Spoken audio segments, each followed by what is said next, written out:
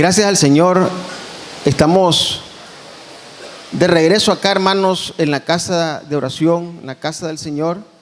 Y esta vez vamos a reflexionar en la palabra de Dios, específicamente en la ascensión de nuestro Señor Jesucristo. Aunque quizás no toca inmediatamente, porque ustedes recuerden, 40 días después que Él resucitó, ascendió a los cielos, apareció a los discípulos, apareció a otros grupos, apareció a más de 500 personas, y luego en el momento que debía ser 40 días después, ascendió a los cielos.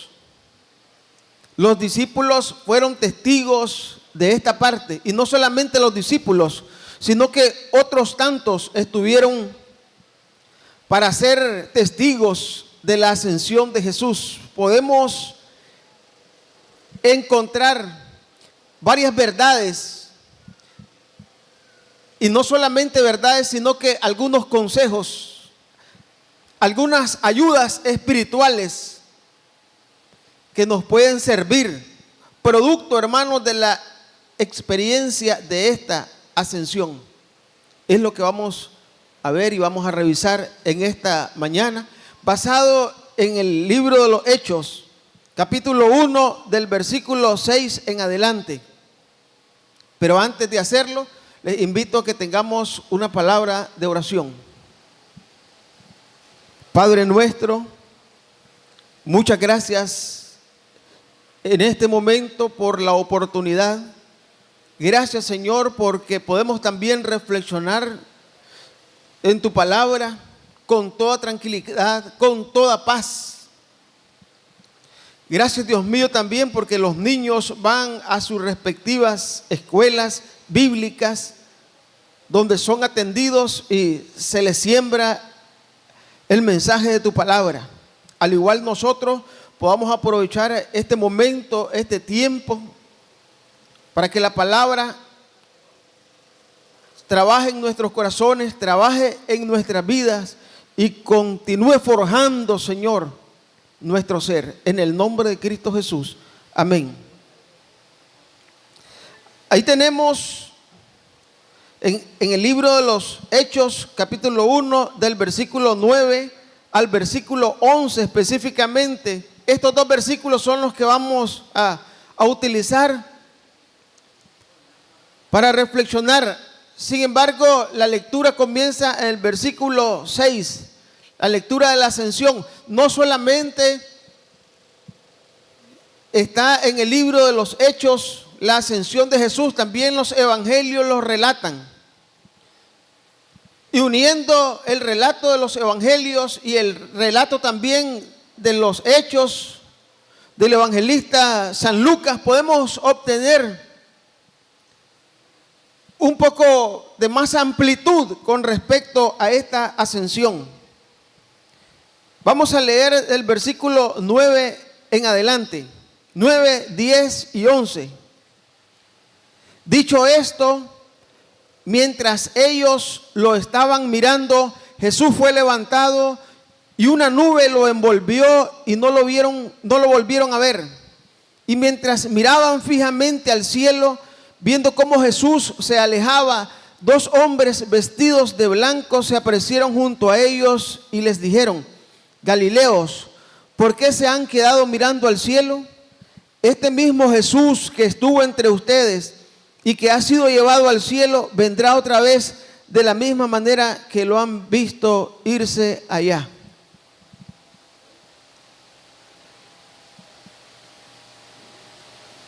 Este versículo 9 comienza con habiendo dicho esto. En realidad, hermanos, desde el versículo 6, Jesús está despidiéndose de sus discípulos y hablando lo último prácticamente que tiene que hablar con ellos haciendo énfasis en la gran comisión. Jesús insistió con los discípulos en la gran comisión. Y los evangelios casi cierran también el relato de parte de la vida de Jesús con la gran comisión. Y acá Jesús, hermanos, despidiéndose de sus discípulos, insiste en la gran comisión. La respuesta también a la pregunta de los discípulos, que cuándo va a regresar, que cuándo serán estas cosas, que cuándo instalará el reino. Aspectos como esto también Jesús trata de responder de forma bien estricta. Y también le recuerda la promesa del Padre, que se estén en Jerusalén, que se esperen, que estén reunidos, porque la promesa del Padre va a llegar, el Espíritu Santo. Entonces, por eso el versículo 9 habla que después de estas cosas, Juan, el evangelista Juan, que también estuvo ahí, recuerda en su relato, él en el capítulo 24 del versículo 50 específicamente, que en esta salida, en esta despedida que Jesús tuvo, también los bendijo. Él lo relata ahí en su evangelio. En esta ocasión, hermanos, en estos dos versículos específicamente podemos encontrar algunas verdades, como dije al inicio, pero dos cosas para que no se nos olviden y para que no nos distraigamos mucho. Dos cosas, dos aspectos importantes vamos a considerar esta mañana. El versículo 9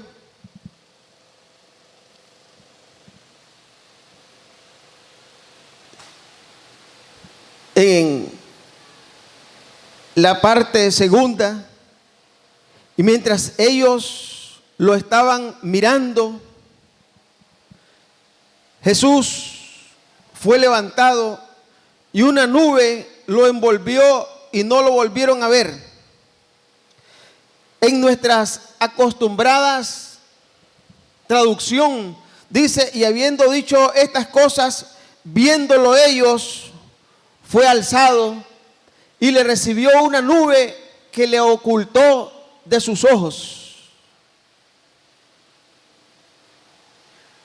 Vamos a enfatizar nuestra vista en este momento en esas dos palabras que dice: viéndolo ellos. Esta frase, hermanos, nos recuerda, nos hace énfasis y también nos trae a nuestra mente, a nuestra memoria quizás, que dentro de las muchas cosas que los discípulos experimentaron y fueron testigos de lo que Jesús hizo aquí en la tierra, aunque quizás algunos de los discípulos fueron más testigos que otros, pero acá podemos ver que en esta frase no hay otra cosa más relevante y fuerte, es que los apóstoles fueron testigos de la ascensión de Cristo. ¿Qué hubiese pasado si Jesús se hubiese ido de incógnito?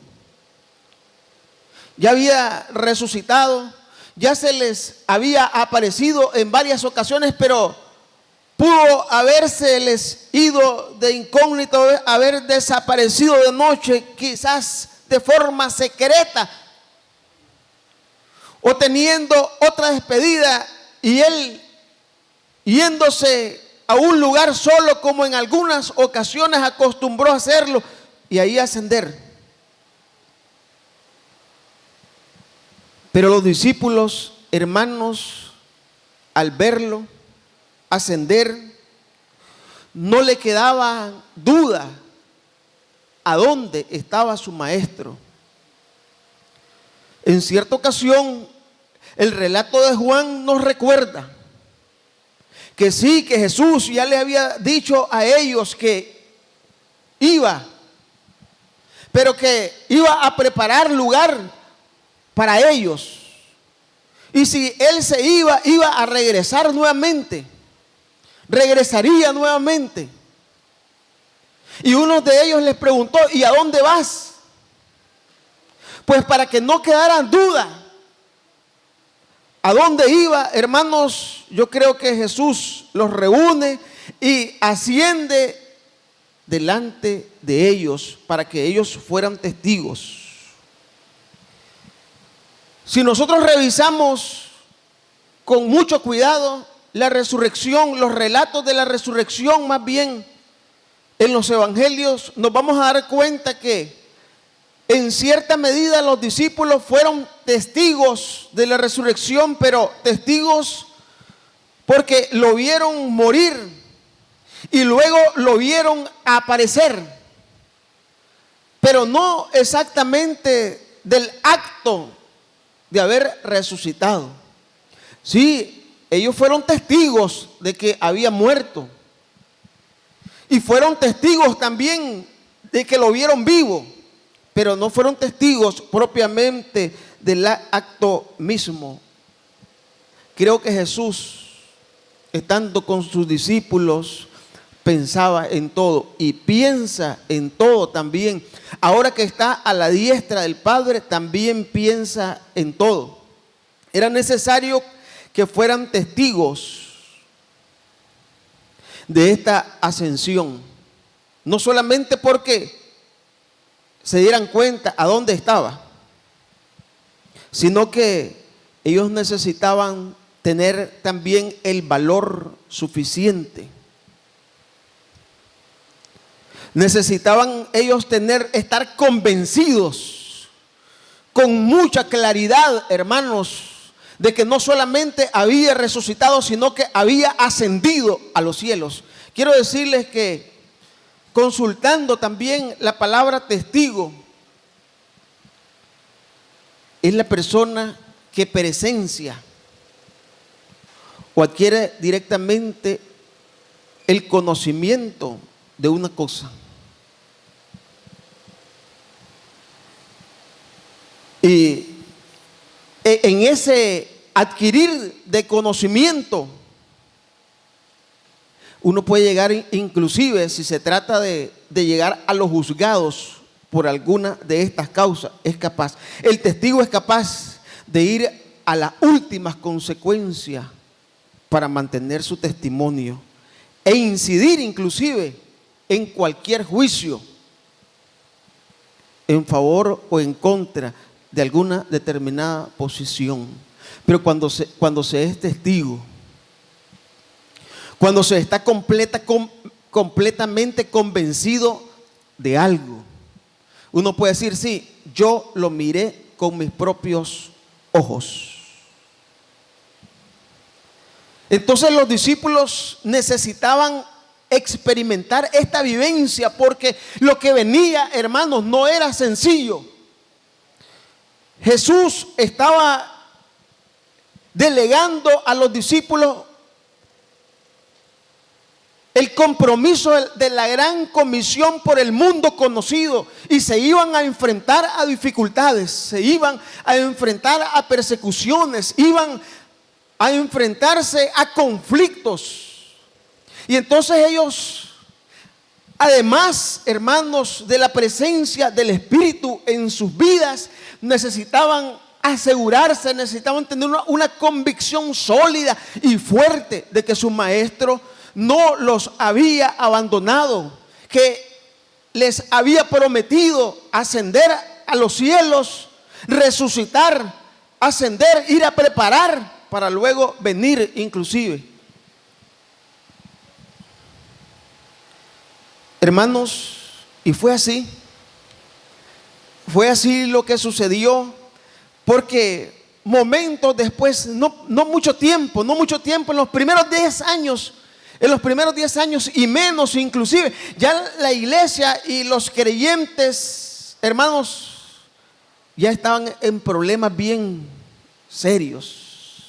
Antes aún de los primeros 10 años, ya la iglesia estaba metida en problemas serios. Y fíjense que en Hechos capítulo 4, versículo 20, ya Pedro y Juan emproblemados en la cárcel por el anuncio también, por la vivencia del nuevo movimiento, fueron intimidados para que callaran y para que dejaran de hacer lo que estaban haciendo. Pero Pedro y Juan dice, porque no podemos dejar de decir lo que hemos visto y oído.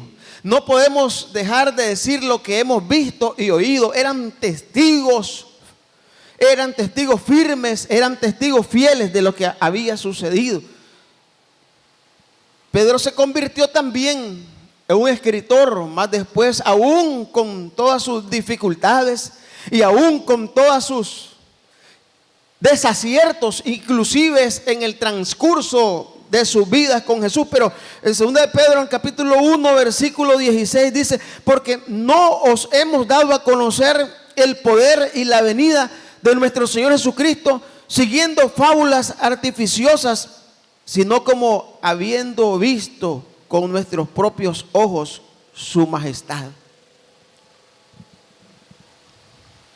Para algo sirvió, para algo iba a servir que Jesús ascendiera a los cielos frente a ellos y muchas otras cosas más, porque no fue el último ni el único testimonio prácticamente, sino que hubieron muchos otros. Pero el caso de la ascensión fue bien interesante. El otro apóstol, Juan, escribiendo también en 1 Juan capítulo 1 versículo 3 dice, lo que hemos visto y oído, eso os anunciamos, para que también vosotros tengáis comunión con nosotros. Pero se mantiene lo que hemos visto y oído. Es un testimonio sólido y eficaz que sirvió para que ellos se mantuvieran fuertes y sólidos y estuvieran frente a la brecha. Ahí mismo el apóstol Juan en el versículo 1, el capítulo 1 dice, lo que era desde el principio, lo que hemos oído, lo que hemos visto con nuestros ojos, lo que hemos contemplado y palparon nuestras manos tocante al verbo de vida. Eran testigos fieles, eran testigos oculares. E inclusive cuando tocó sustituir a uno de los apóstoles, una de las recomendaciones y uno de los aspectos fundamentales que ellos trataron de mantener es que hubieran visto a Jesús, hubieran conocido a Jesús. Y ese también era uno de los dilemas que tenían con el apóstol Pablo. Los discípulos tenían ese dilema. No fue aceptado tan sencillamente, porque los discípulos todos, los 12, aún incluyendo el que había sido el que sustituyó a Judas, habían conocido, habían visto, habían sido testigos de Jesús. Era un dilema que se tenían con el apóstol Pablo. Sin embargo, Pablo también dijo, yo lo vi, a mí me apareció. Y tenía también otras cosas más. Pero uno se pregunta, ¿qué podemos aprender de esto? ¿Qué aprendemos de esto, hermanos? Una de las cosas que creo que podemos aprender es que solamente cuando somos testigos de una experiencia muy propia, muy personal, una experiencia muy propia, una experiencia muy personal con Cristo, podemos manifestar lo que los discípulos manifestaron y podemos también reaccionar como los discípulos reaccionaron. Y uno de los ejemplos clásicos, además de los mismos discípulos, hermanos, la mujer samaritana experimentó en carne propia en carne propia aquella vivencia con Jesús. Y aquella sorpresa que fue lo que más le impactó a ella. Me ha dicho todo cuanto he hecho. Hermanos, mientras en nuestras vidas no haya una experiencia muy personal, muy propia, muy íntima con Jesús, con Dios, las cosas se tornan difíciles. Las cosas se tornan incómodas.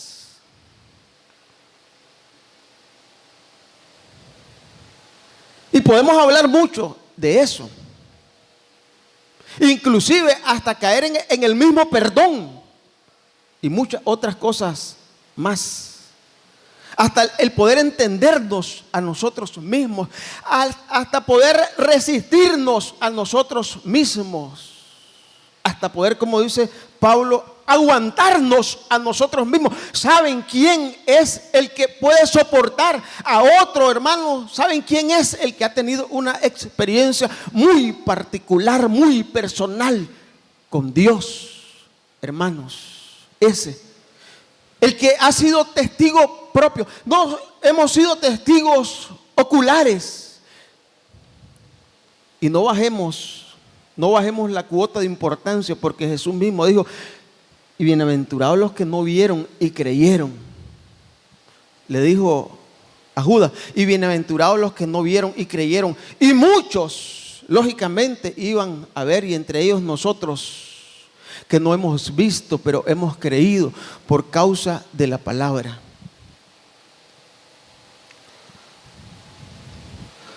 Una experiencia de ser testigo, hermanos,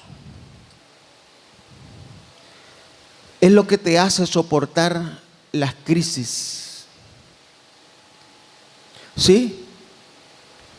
Los discípulos a partir de ahí comenzaron con una vida difícil, con una vida de persecución, con una vida de crisis entre judíos y entre gentiles, entre creyentes judíos que se venían convirtiendo al cristianismo, y entre los gentiles también, que tenían sus serias dificultades. Anoche el predicador de noche hablaba de algunas de ellas. La mayoría de esta gente gentil, con grandes dificultades, y los judíos miraban que cómo era posible que ellos habían venido guardándose, cuidándose, haciendo esto y lo otro, y con mucha facilidad los gentiles ahora tenían la salvación igual que ellos.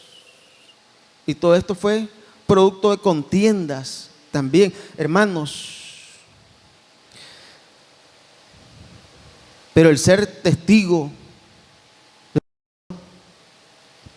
que implica experimentar propiamente esa salvación, es lo que te hace soportar las adversidades.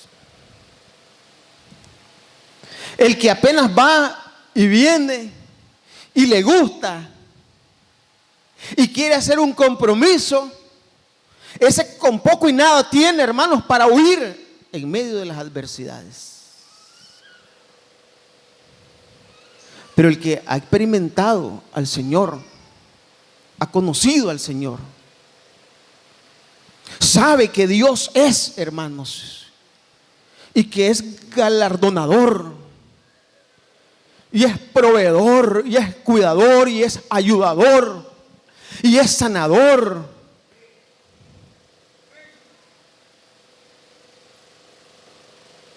Ese no se va con cualquier cosa, ni al ruido de los caites, ni en medio de las dificultades grandes, medianas o pequeñas. Sí, tenemos que crecer en esto. Sí, crecemos y vamos creciendo. Y en la medida que vamos creciendo, quizás las dificultades van también siendo mayores, pero vamos creciendo. Esto de ser testigo, hermanos, y haber experimentado personalmente al Señor, es lo que te hace también soportar la crítica. Sí, los discípulos fueron muy criticados, fuertemente criticados, hasta llevados inclusive a las cárceles por causa de la crítica. Porque ¿cómo era posible que este nuevo movimiento se sintiera superior inclusive a los sumos sacerdotes y a las religiones de antaño? Hermanos, pero es lo que lo hace soportar las críticas. Esa experiencia personal es lo que te hace soportar las persecuciones. Persecuciones de distinto tipo y de distintos aspectos en nuestras vidas, en donde sea, en cualquier área en que nosotros nos desarrollemos.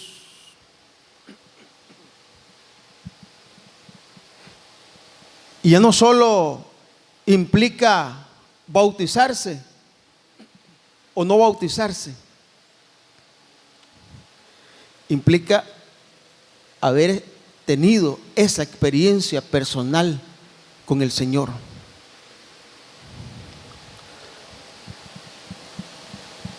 La segunda consideración la encontramos en el versículo 11. Dice el versículo 11 en nuestras Biblias que ellos estaban ahí, los discípulos, y ¿quién no iba a estar, hermanos? ¿Quién no iba a estar despidiendo a su maestro? Y de la forma que se estaban despidiendo, experimentando esta vivencia que nunca jamás se iba a repetir. El versículo 11 dice: los cuales también les dijeron: varones galileos, porque se le aparecieron dos varones como ángeles. ¿Por qué estáis mirando al cielo? Este mismo Jesús que ha sido tomado de vosotros al cielo, así vendrá como le habéis visto ir al cielo. Esta segunda consideración es una consideración de esperanza, hermanos. Es una consideración de esperanza. Hay una relación bien estrecha entre la ascensión y la segunda venida de nuestro Señor Jesucristo. Ahí lo tenemos en el versículo 11. Este mismo Jesús que ha sido tomado vosotros al cielo, así vendrá como le habéis visto venir. Entonces los discípulos quizás no se iban a sentir tan separados, quizás no se iban a sentir tan perdidos. Y quizás por eso, hermanos, se había difundido la idea de que al final del siglo, y estaban esperando el final del siglo posiblemente para encontrarse nuevamente con el Maestro. Y de ahí las aflicciones también de algunos de ellos que iban a morir, estaban muriendo, hermanos. En el año 70, en el año 80, en el año 90, se estaban muriendo. Y entonces, ¿qué iba a pasar? Pero el Señor no deja sin palabra a su pueblo, a la iglesia. Surgieron revelaciones y sobre todo el principal fue el apóstol Pablo, que tomando las revelaciones del Señor orientó a la comunidad cristiana en ese tiempo que no se preocuparan, que es cierto que habían venido muriendo algunos, pero en su momento el Señor iba a resucitar a esos muertos. Y los que estuvieran vivos para ese tiempo, entonces iban a ser transformados juntamente con ellos. Apocalipsis 1:7, aquí viene con las nubes. No regresaría inmediatamente, pero regresaría. Eso lo encontramos en 1 Tesalonicenses capítulo 4 versículo 17, que es los versículos que le estoy mencionando ahorita. Y Pablo les dice a esta comunidad de Tesalónica: y aliéntense con estas palabras. No todos dormiremos, pero todos seremos transformados. Los muertos en Cristo resucitarán primero, y luego nosotros, dice Pablo, los que habremos quedado, seremos levantados juntamente con Él. Ahora, hermanos, esta ascensión a los cielos de Jesús tiene muchas facultades y mucha importancia, y una de ellas en Romanos capítulo 8 versículo 34.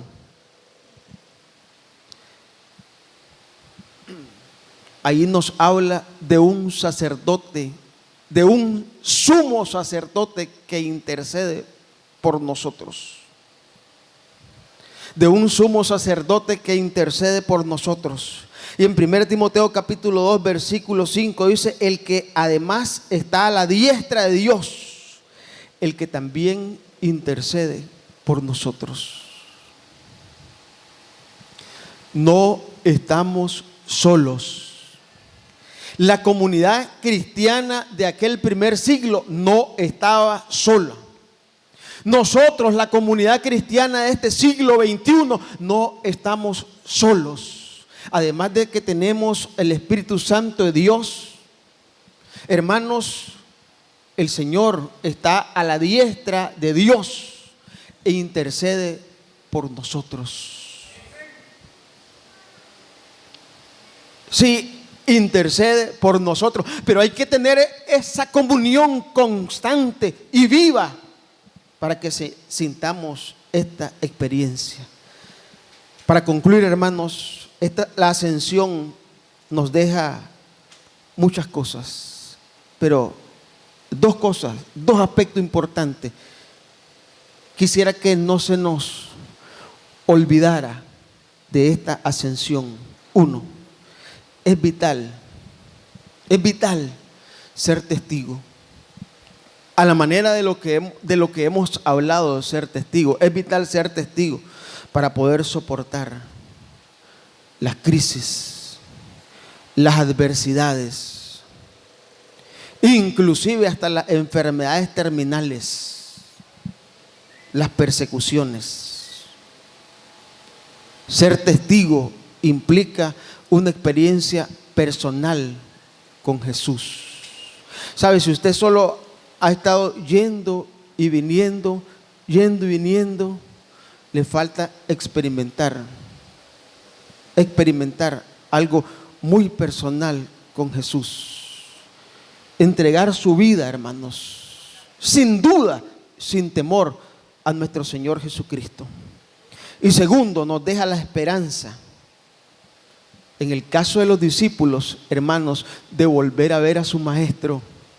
De volver a ver a su maestro, porque lo conocieron, lo vieron, palparon sus manos. Y nosotros, que no lo hemos visto y hemos creído, pues conocerlo y verlo. Y con esas palabras debemos alentarnos unos a otros. ¿Qué nos queda, hermanos? ¿Qué nos queda? El que no ha experimentado al Señor como su Señor y como su Salvador personal, hermanos, eso nosotros se lo sugerimos esta mañana. Si hubiese alguien entre nosotros, hermanos, que no ha experimentado personalmente y no se considera testigo del Señor, esta mañana puede ser de utilidad para su vida, entregándose al Señor de ahí en adelante. Y nosotros, quizás los que ya hemos conocido al Señor, debemos tomar en serio este camino, hermanos. Y recordemos la parábola de las 5 vírgenes prudentes y las 5 vírgenes insensatas. Tratemos en la medida de lo posible siempre de actuar como las 5 vírgenes prudentes. Vamos a ponernos en pie, hermanos. Y vamos a darle gracias al Señor porque por su muerte en la cruz, por su ascensión en los cielos, por su obra de sumo sacerdote intercediendo por nosotros. Pero si hubiese alguien también en esta mañana que quisiera orar junto con nosotros por acá, puede levantar su mano desde donde se encuentra, porque yo quiero presentar algunos casos al Señor y orar por ellos. Y si hay algún otro caso acá, pues juntamente oremos. Les invito a que oremos por nuestro hermano Erling, un sobrino que ya tiene más de 10 días de estar en el hospital con un tratamiento especial. Y quizás algunos de los muchachos que tienen ahí su Facebook y cosas le han visto. Acá nuestro hermano Jacinto. Vamos a estar orando por nuestro hermano. Vamos a orar por el hijo de nuestro hermano Leo. Él sabe, necesita oración. Vamos a orar por el hijo de nuestro hermano Leo. Hay una sobrina también de nuestro hermano Mario que está en unas condiciones críticas, casi terminal, hermano. Pero para el Señor no hay nada imposible. Y también le damos gracias, que yo creo que no hay nadie por acá, pero le damos gracias al Señor porque la esposa de nuestro hermano Larry, ha salido con bien de su embarazo. Para los que no sabían, pues ha dado luz y ha salido bien. Como no sé, aquí está su hermana. Vamos a orar, hermanos. Y si alguien más desea unirse a este momento de oración y hacerlo acá adelante, pues es el momento oportuno. Le invitamos. Vamos a orar y después estaremos cantando y adorando al Señor.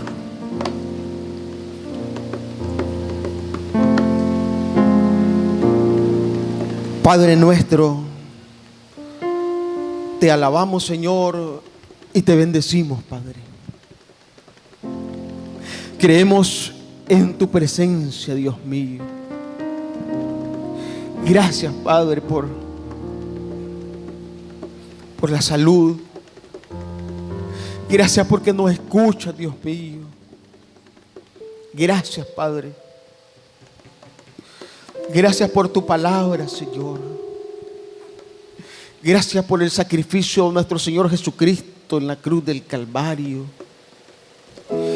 Gracias, Dios mío, por esta palabra, Señor, por estos relatos, Dios mío, que quedaron inspirados por el Espíritu Santo y ahora nos dan fuerza, nos ayudan, nos iluminan, nos orientan.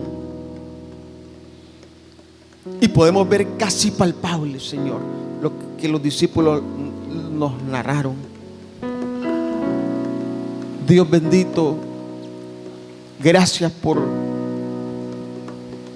el sumo sacerdocio de nuestro Señor Jesucristo que intercede por nosotros.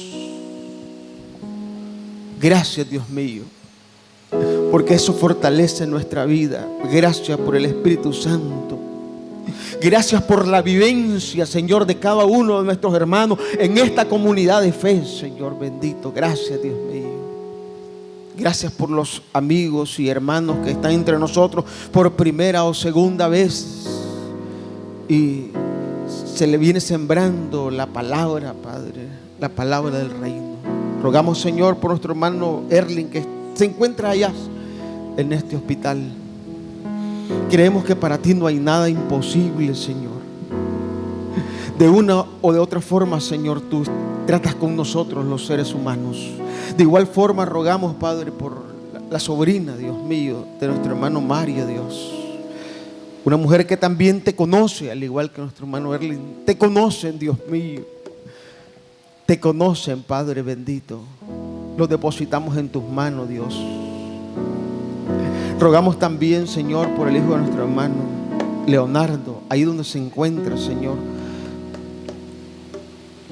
Siempre tratas con él. Ayúdalo, restáuralo, Señor. Bendícelo. Y yo creo, Señor, que allá en el muy fondo de su interior, ahí le hablas a su vida, Dios mío. Señor, gracias por nuestro hermano Jacinto que está entre nosotros, Dios mío. Gracias, Dios bendito, por ese ánimo, por ese deseo, Señor. Estar acá alabando y glorificando tu nombre. Lo has ayudado, Señor. Le has venido restaurando, Dios mío, y le das fuerzas, Señor, espirituales y físicas para estar acá entre nosotros. Gracias también por nuestra hermana Priscila, Dios mío, que ha salido bien. Y gracias, Padre, por cada uno de los presentes, porque seguramente te manifiestas de distintas maneras en nuestras vidas, cada día, cada mañana, cada nueva semana, Padre. En el nombre de Cristo Jesús te agradecemos, Padre, por todos nuestros hermanos, por los que están acá, por los que no están, Señor, y por los que hacen la obra, Señor, fuera de nuestro país y en los otros lugares, nuestros hermanos misioneros también, Padre, que de una u otra forma se desarrollan y se desempeñan, Señor, en la obra. Gracias por este momento. En el nombre de Cristo Jesús, nuestro Señor, te agradecemos. Amén.